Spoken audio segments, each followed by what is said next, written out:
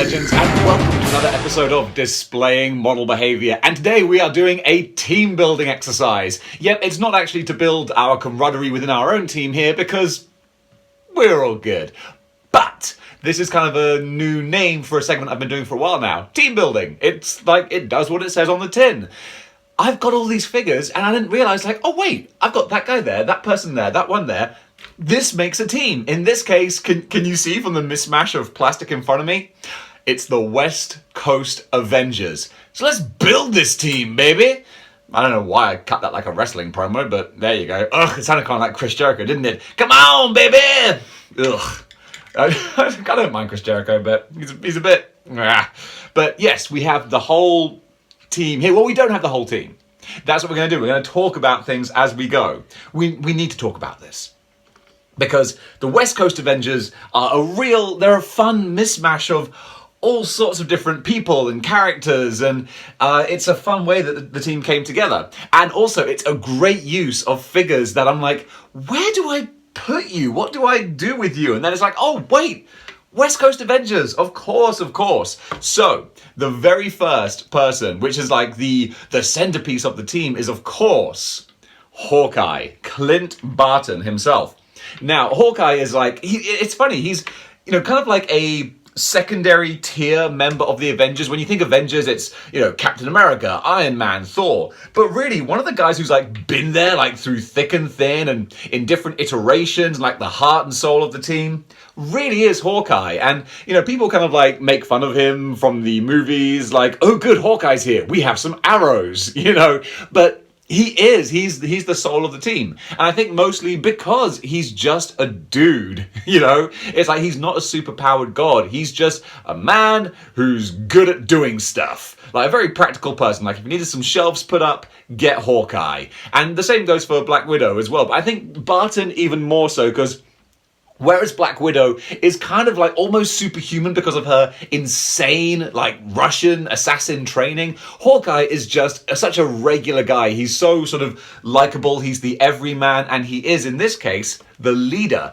of the West Coast Avengers. You see, what happened with the West Coast Avengers was all the Avengers heavy hitters at one time were like spirited away to go and do some battle somewhere. I forget. There's like, 60 years of comic book history. I can't remember everything, all right? But when this happened, Vision was like, ooh, we kind of put all our eggs in one basket, didn't we? Or all our Avengers in one mansion. So Vision had the idea of like, look, we need a different team, a separate entity. We need the West Coast Avengers. And of course, this is kind of fun. Vision was like, hey, this is the A team right here, but we need a B team. We need a separate, like, also around, not quite as good as the A team, but a separate B team. And everyone's like, okay, Vision, do you want to lead that? Pfft, no, of course not. I'm on the A team.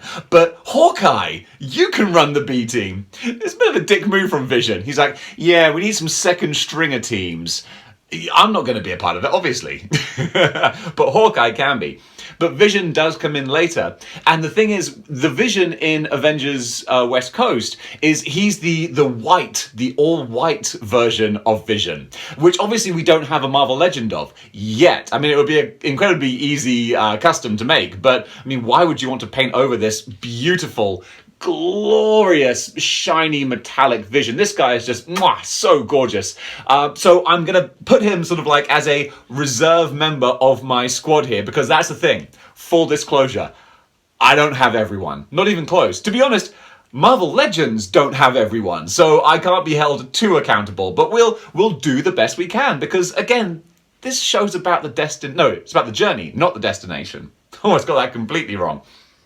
So, following up Hawkeye, we have... Where did I put her? Yes. Oh, no. Yes. Following up Hawkeye, we have Mockingbird. Bobby Moore. Is it Bobby Moore? It is Bobby Moore. I was going to say Mandy Moore. Is she a singer? I think so. I don't want to... That's not Mandy Moore. But anyway, what was I saying? Bobby Moore, Mockingbird. This is not the exact Mockingbird costume from her West Coast Avengers days. It's a little bit updated, a little bit different. I originally got this Mockingbird because I wanted to make a Spider-Man International display. And during the Spider-Man International run, when Peter Parker was like a tech mogul billionaire, that lasted about a weekend, but he was dating Bobby Moore. They were like kind of super spy, working together as a team. And it was a really fun dynamic. I thought they had good chemistry as a couple, but ultimately they ended it in quite a fun kind of way where basically they realized like, oh, we only actually have chemistry as like a crime-fighting super spy duo. Like as two human beings, we really don't have that much kind of going on.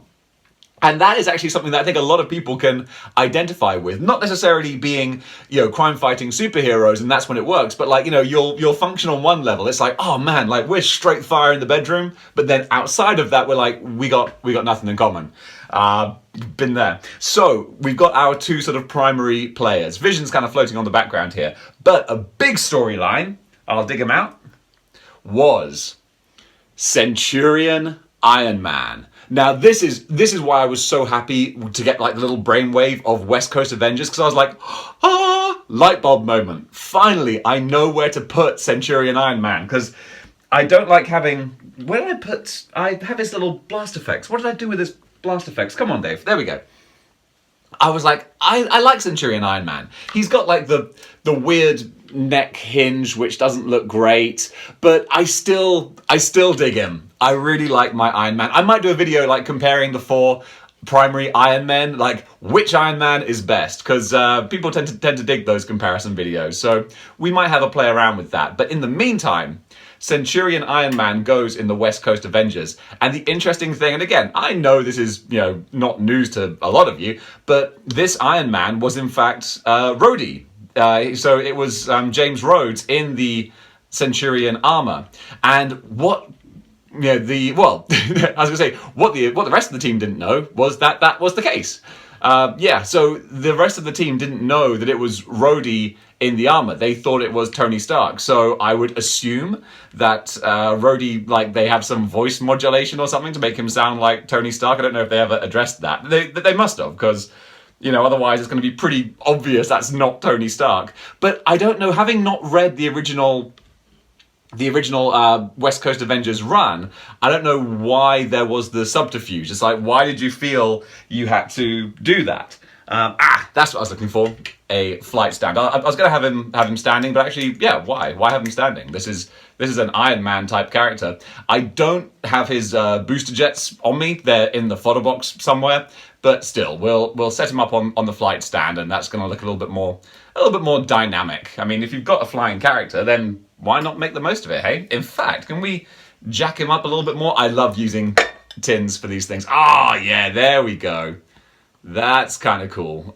Is he going to stay up there, though? I think so. He will stay there unless I knock him down. So the clock is ticking, basically. See if I can make it like 5 minutes before I knock him over. So yeah, he was revealed as James Rhodes, and the team were like, dude, WTF, like, we're not cool with that. We don't mind you being on the team, but like, just be honest with us, pal. Come on, we're your friends here. So either way, that's the dynamic. But speaking of characters that I'm so glad, I'm like, oh, I have a home for you. Finally, I have something you can do. Spider-Woman, Julia Carpenter, not Jessica Drew, right? Someone help me out. I know, like, we've clarified this so many times and I still get stuck. Jessica Carpenter. We're going to go with that. No, it is. It definitely is Jessica Carpenter. I love this figure. I love the female, like the adult female Buck that she's on. I think like the proportions, the what am I trying to say? The articulation there. I think it works really well. You can put her in these dynamic poses.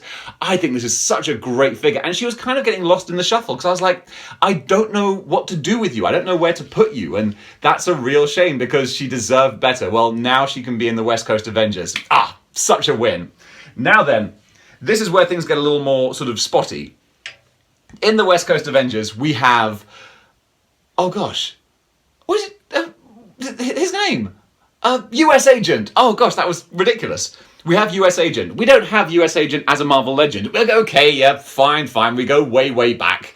We got an old US agent, but we don't have a modern US agent. And hopefully, that's one of my wishes for 2021. Give us a US agent. Because I think he does appear in Sam Wilson and the Captain America and the Falcon TV show.